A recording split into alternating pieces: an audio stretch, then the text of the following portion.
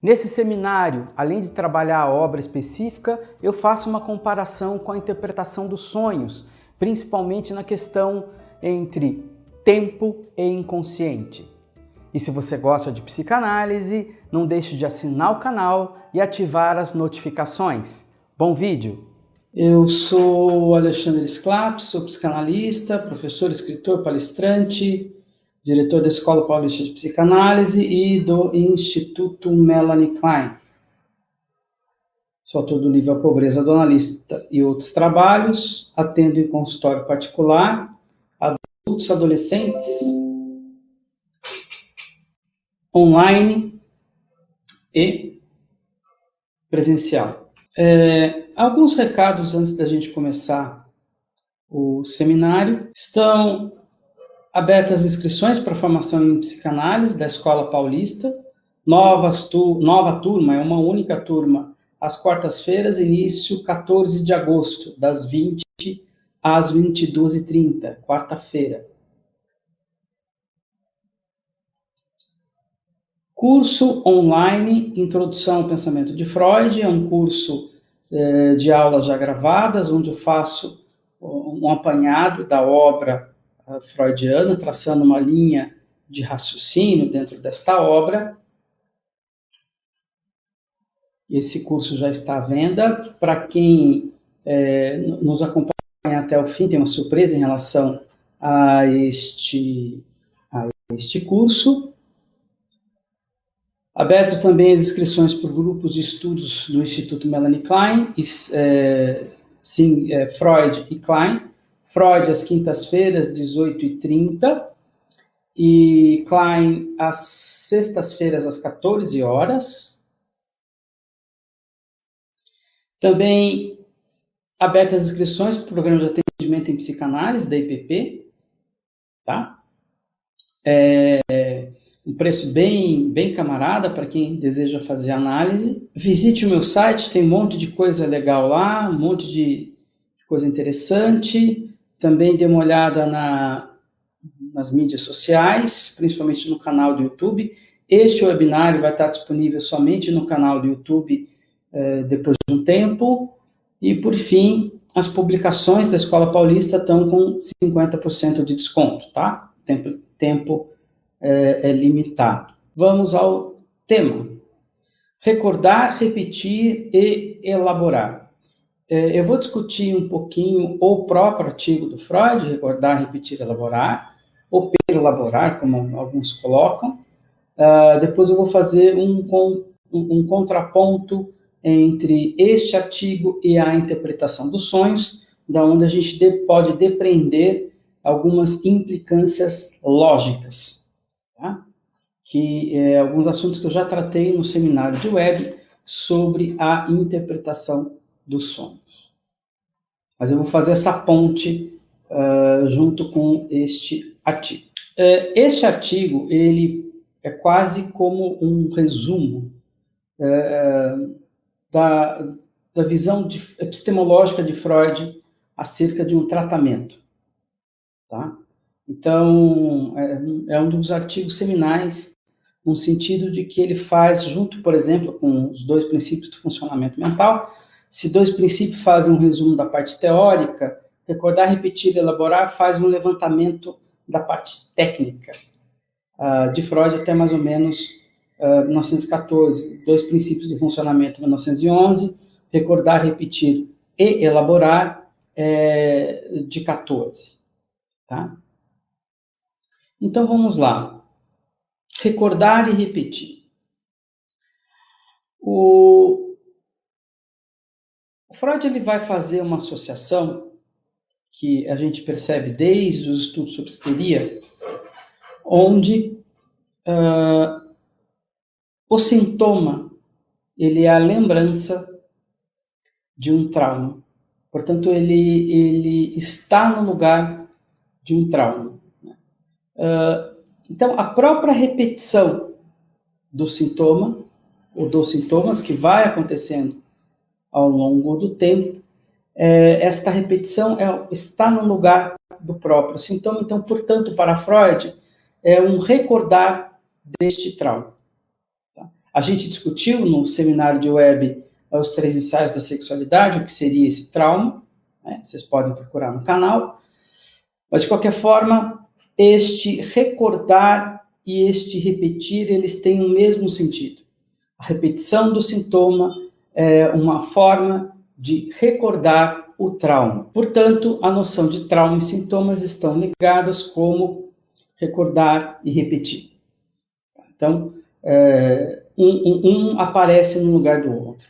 O sintoma é uma lembrança distorcida do trauma. É a grande descoberta de Freud.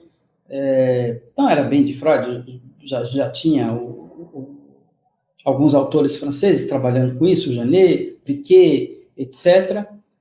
O que Freud vai juntar é a noção do recalque, mas na própria noção do recalque tem a ideia da repetição, do trauma e do sintoma e da repetição. O lembrar, ele se daria no tratamento pela transferência. A transferência também é uma repetição, mas ela é uma oportunidade de lembrar daquele trauma. Então, a gente tem aí muito intrincado esses conceitos, essas palavras, o sintoma como uma forma de recordação, a transferência, o sonho, ou seja, todos os retornos do reprimido no lugar do trauma, sendo a transferência um deles. Mas o Freud ele deixa muito claro nesse trabalho que a lembrança é efetiva quando se dá pela transferência. Isso é um detalhe importantíssimo da técnica analítica, que vai, já nesta época, centrando a técnica na transferência. Lembrando a questão que quando eu interpreto a transferência, eu lembro o sujeito do seu trauma. Então, é uma forma de, pela transferência, lembrar o sujeito do seu trauma. Então, a técnica freudiana, a gente vai ver até o fim em construções e análises, é uma técnica de lembrança, é uma técnica de recordar o sujeito do seu trauma para que o sintoma não esteja no lugar do trauma. Então, o tempo todo se procura lembrar, e obviamente lembrar do trauma e lembrar do passado. Quando o sujeito lembra deste trauma, segundo Freud, existe um dar-se conta, um insight, um estalo de que aquilo faz todo sentido, e a pessoa não precisa mais recalcar aquele trauma, como a gente já estudou nos 3 ensaios da sexualidade, que poderia ser uma fantasia ou um trauma real. Freud nunca abandonou a noção de trauma real, né? Ele só acrescentou a noção de fantasia. E daí nós temos uma noção de elaboração ou trabalho. Elaborar vem de labor, que é trabalho. Alguns traduzem elaborar por perlaborar, mas a ideia é que é um trabalho contínuo, né? Após esse dar-se conta, porque não é simplesmente, né, levanta-te e anda. Então, existe um período grande do tratamento que é a elaboração daquilo que eu me dei conta, né? Faltaria aqui nesse esquema a noção da resistência, né, que é tudo aquilo que vai contra o trabalho analítico, e ela estaria em todas as fases, na primeira fase da transferência, na segunda fase do insight, na terceira fase da elaboração, ela poderia se apresentar nestas 3 fases. Bom, agora, alguns comentários em relação a esta visão clínica. Vocês concordam que é uma visão clínica onde tem uma linha de tempo, passado, presente e futuro? Concordam? O trauma está no passado, que é recordado no presente como sintoma, certo? A noção de lembrança, portanto, ela também está inscrita nesta linha do tempo, certo? Lembrar é recordar o passado, ou seja, temos passado, presente e futuro. Isso é uma noção importante, porque inscreve a clínica freudiana numa noção ontológica.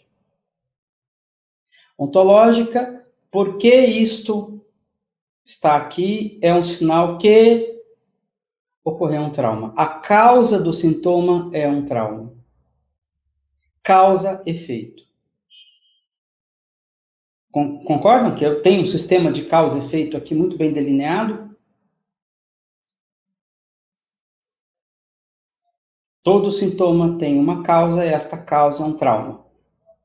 Que pode ser uma fantasia traumática, que pode ser alguma coisa real, que pode ser o complexo de Édipo, mas eu tenho sempre uma causa. Concordam? Estão me acompanhando? Isso é o que define uma noção ontológica do processo.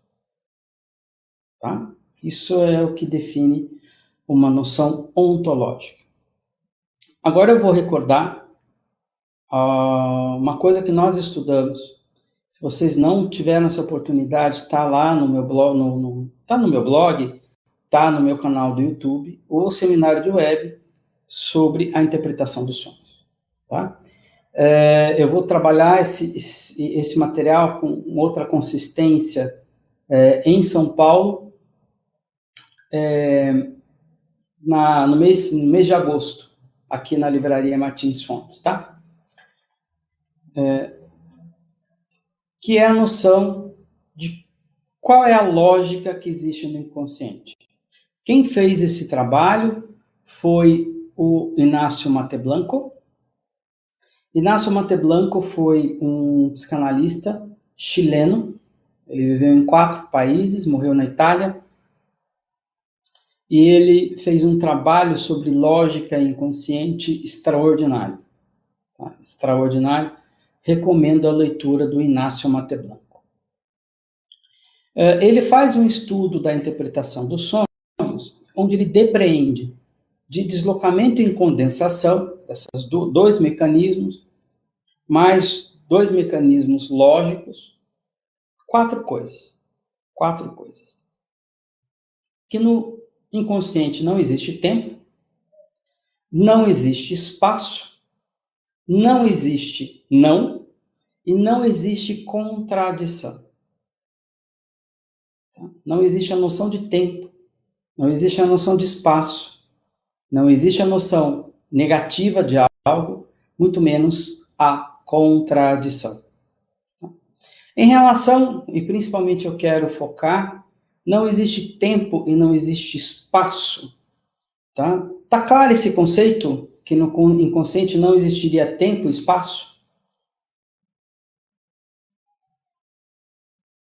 Ok? Acompanhamos isso?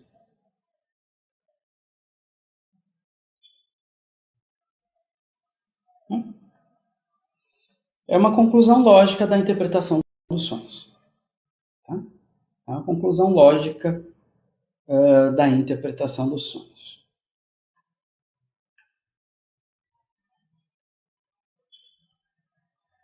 Mais um passo nas mesmas conclusões não existe causa e efeito.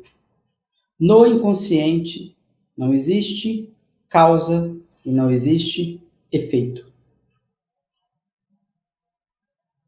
Se não tem tempo e espaço, como é que vai existir causa e efeito? Se não tem o antes, o durante e o depois, porque não existe tempo, como que alguma coisa vai vir sempre depois da outra, se não existe sequer a noção de tempo? Entenderam isso?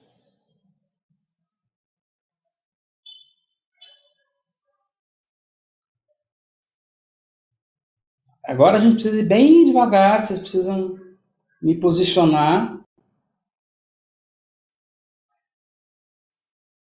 Se tem alguma dúvida, Por que não existe causa e efeito no inconsciente?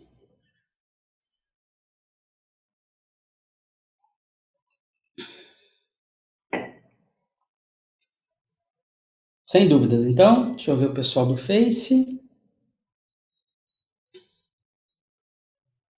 Ok, não temos dúvida. Uma outra questão importante é: não existe causa e efeito, tampouco pode existir alguma coisa. Todo ente só pode existir no espaço e no tempo. Tá? Pense em alguma coisa. Júpiter, Marte,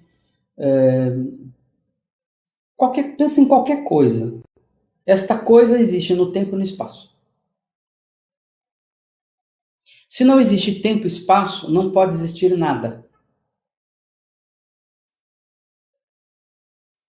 Vocês concordam?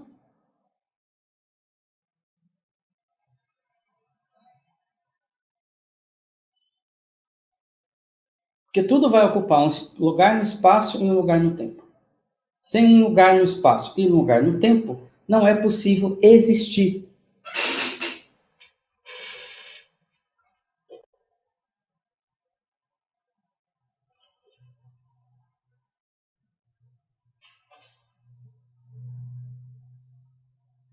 Então, não existe nenhum objeto no inconsciente. Zero. Não é possível a existência de um objeto no inconsciente.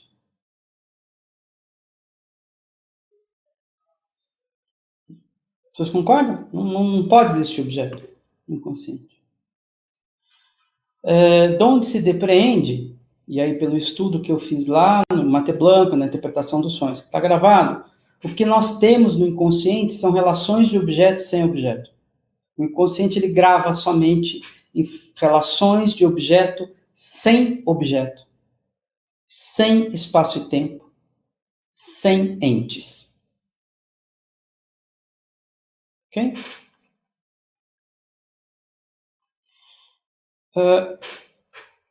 Tudo bem até agora?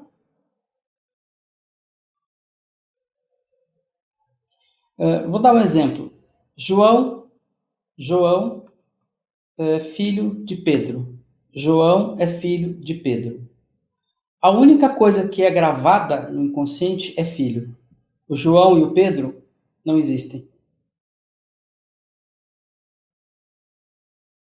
Então, para o inconsciente, tanto faz João é filho de Pedro, Pedro é filho de João, dá na mesma, porque ele não retém essa informação. A informação retida é filho de. O que é a relação de objeto. Somente a relação.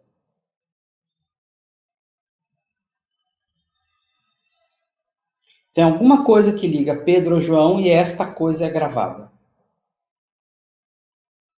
Esta informação é passível de gravação. É importante notar que, quando eu explico isto, eu necessariamente, eu preciso me expressar com objetos causa e efeito. Porque o consciente, ele só trabalha com objetos causa e efeito. O consciente, ele não consegue trabalhar sem causa, efeito, tempo e espaço.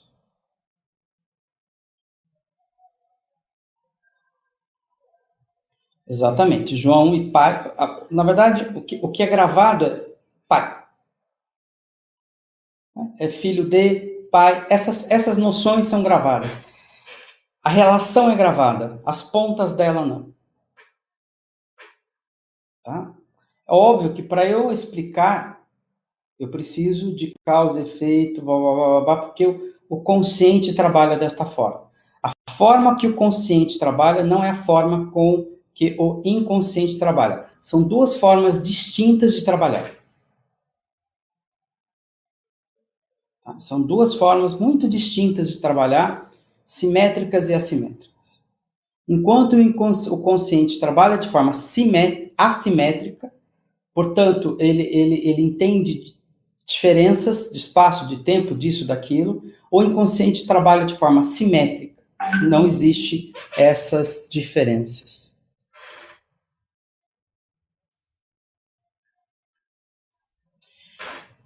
Tudo bem? So far, so good? Porque aí a gente precisa centrar a discussão. Precisamos recolocar essa discussão de recordar, repetir e elaborar, que é: como pode existir repetição? Como pode existir lembrança no inconsciente? Que técnica é essa que prevê que no inconsciente existe espaço e tempo? Vocês entendem um problema epistemológico que a gente tem? Uma incongruência epistemológica?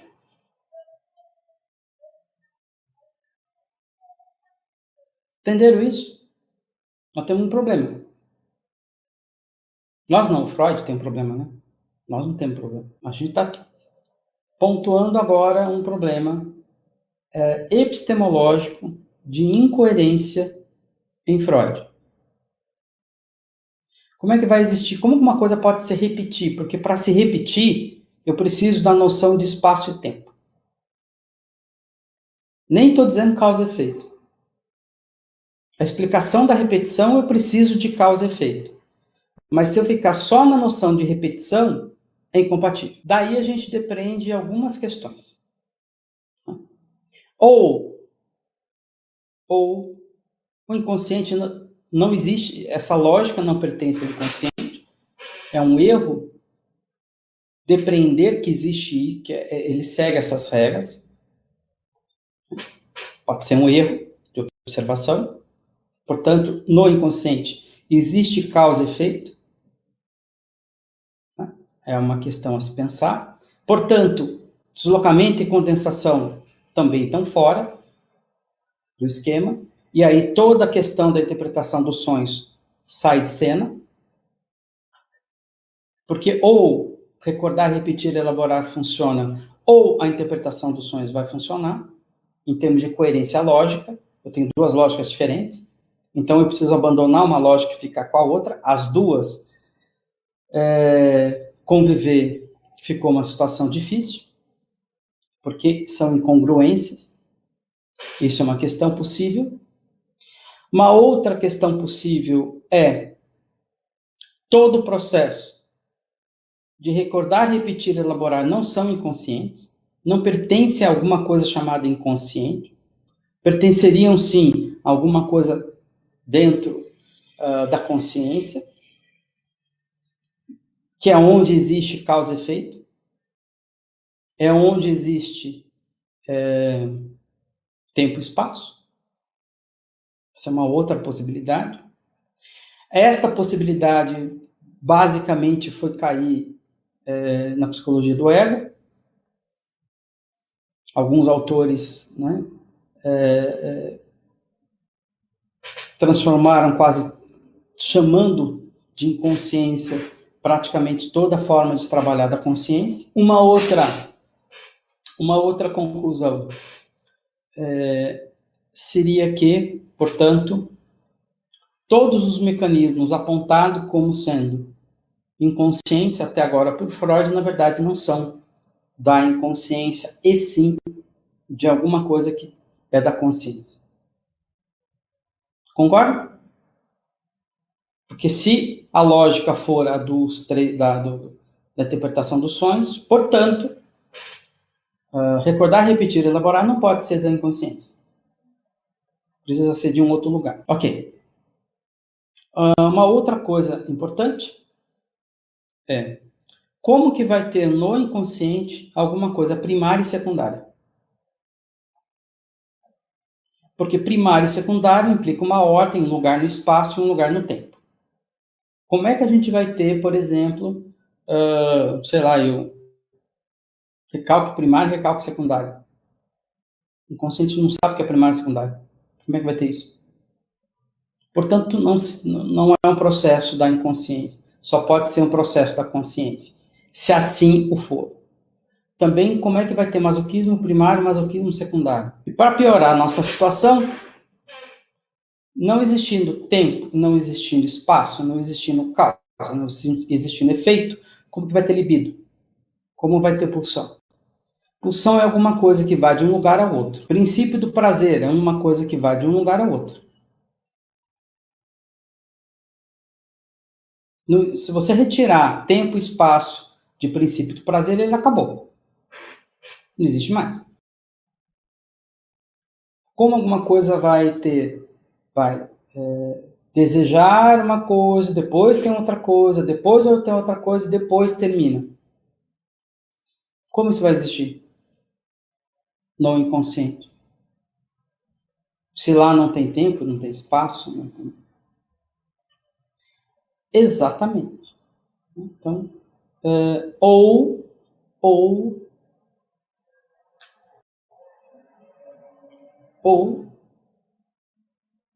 a gente tem um problema epistemológico. A Érica diz, o inconsciente é mais uma criação teórica para explicar outros conceitos. Eu vou divergir um pouquinho, Érica, porque ele é observável. Ele não é uma mera construção teórica. Ele é fenomenologicamente observável. E tem várias formas de demonstrar que sempre tem algo... Por exemplo, quando eu digo uma coisa, sempre ficou algo de fora. Este algo de fora é o inconsciente. Ele é um axioma. Sim, ele é um axioma. Mas ele é um axioma dentro de uma construção teórica, mas ele também é um fenômeno observável. Se você se reunir com uma pessoa, ficar 12 horas conversando com ela, 24 horas conversando com ela, alguma coisa não foi dita, e do que foi dito, alguma coisa ficou para fora. Então, ele é um fenômeno observável, e também, nos sistemas teóricos, ele é um axioma. Se tem alguma coisa que une os psicanalistas, é a noção de inconsciente. E o que nós estamos discutindo é a visão de Freud sobre isso. E o ponto que eu estou colocando é, opa, de alguma forma essa visão é inconsistente. De alguma forma ela é inconsistente. Uma das soluções foi dizer que o inconsciente é estruturado como linguagem. O inconsciente seria estruturado como linguagem. O problema é que linguagem também depende de tempo e espaço. E talvez seja mais correto dizer que a linguagem é estruturada como inconsciente algumas vezes. Então, em algumas vezes, em algumas situações. Parece que é a mesma coisa, mas não é. Então, a rigor, o sistema inconsciente ele é não ontológico. Ele não pode seguir uma ontologia. Porque eu só posso ter uma ontologia com a noção, né? Se eu tiver a noção de tempo. Se eu não tiver a noção de tempo, não existe ontologia, não existe o que ser lembrado, não existe o que ser esquecido, não existe. São conceitos alheios ao sistema. Completamente alheios ao sistema. Tá?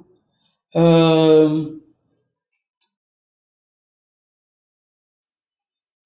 que mais que a gente tem de complicação epistemológica quando a gente pensa na interpretação dos sonhos? Já falamos de pulsão, princípio do prazer, que são as bases da teoria. Nós já falamos de recordar como uma base da técnica, nós já falamos de lembrança como uma base da técnica, ou seja, os meios epistemológicos, científicos, com que o Freud investigou o inconsciente, o instrumento com que ele investigou o inconsciente, era exatamente um instrumento do século XIX. Positivista, causa-efeito, né? mas que foram utilizados para investigar alguma coisa cujo próprio instrumento não era adequado. Voltando à minha analogia, o microscópio ele serve para estudar coisas pequenas. Um telescópio para estudar astros, longa distância. Se eu inverter, não vai dar certo. Não adianta querer usar um microscópio para explorar exoplaneta. Não vai funcionar. A informação que eu vou obter é inadequada. Eu mirei para o lugar certo, eu sei utilizar um instrumento, mas o dado que eu tenho de retorno, ele é incorreto. Ou eu vou ter que ter um software muito bom para transformar os dados obtidos por um microscópio, olhando para o universo, em um dado confiável. E a gente tem esse pequeno problema quando a gente começa a comparar elementos dentro da obra freudiana. Que ela tem uma série de inconsistências. É importante vocês saberem disso, tá? Porque eu acho hoje ainda muito engraçado que se tenha uma noção que um psicanalista hoje em dia, eu espero que o que eu estou dizendo seja só um folclore, ele está querendo saber sobre o seu passado, porque me gera uma certa quase preocupação se algum psicanalista acredita nesse tipo de situação ainda hoje em dia, porque ela é logicamente falha. Ela é falha. Vamos conversar sobre o seu passado, porque lá vai ter um trauma, nós vamos discutir esse trauma, isso é falho. Isso não tem sentido. Logicamente não tem sentido. Ou, como eu expliquei, a nossa lógica do inconsciente não funciona assim. E aí nós teríamos que dizer qual é a lógica que trabalha o inconsciente, mas eu vejo bem poucos psicanalistas preocupados com isso. O que eu acho que a gente talvez precise ir se preocupando, e isso eu vou demonstrando ao longo desses webinários, é como que a gente desenvolve um sistema epistemologicamente confiável. Confiável no sentido que o pé bate com o prego. Né? Não no sentido de dizer o que é alguma coisa, mas como é que eu posso, a partir de alguns pressupostos, instrumentalizar uma técnica para eu trabalhar. Então, ou seja, como que eu investigo o inconsciente com uma epistemologia que não se contradiga, por exemplo, que é o que eu estou demonstrando. Ou recorda, ou tem inconsciente, da forma logicamente descrita na interpretação. As duas coisas é muito difícil de dar conta, tá? Então, isso não é um mero capricho teórico, tem implicâncias na forma de trabalhar, tem implicâncias na forma da gente conduzir um tratamento. Existe uma diferença enorme entre um inconsciente recheado de objetos, por exemplo, o modelo freudiano-kleiniano, e relações de objeto sem objeto. É uma outra coisa. Estamos em outro domínio da técnica e da psicanálise, porque os objetos deixam de ser importantes. Por exemplo, não interessa se você fala do pai, da mãe, são objetos. Isso é irrelevante. O que importa são as relações de objeto. Então, o enfoque é completamente outro. Bom, dúvidas sobre o tema? Só uma questão. Esta incongruência segue no próximo webinário, quando eu discutir os dois princípios do funcionamento mental. Eu vou demonstrar um pouco mais essas inconsistências lá neste outro artigo. Bom, eu vou passando os últimos recados, depois se tiver mais alguma dúvida, eu respondo. Próximos eventos, webinário Além do Princípio do Prazer, onde eu vou dar continuidade a essa série de incongruências que a gente viu hoje. Curso breve presencial Interpretação dos Sonhos, 23/8, aqui em São Paulo. Esse é presencial em São Paulo, lá na Livraria Martins Fontes, da Paulista.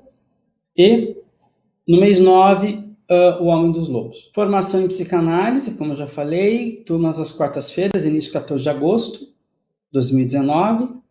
Vagas limitadíssimas. O curso online Introdução ao Pensamento de Freud, que são aulas gravadas, onde eu mostro toda uma trajetória de linha de pensamento de Freud.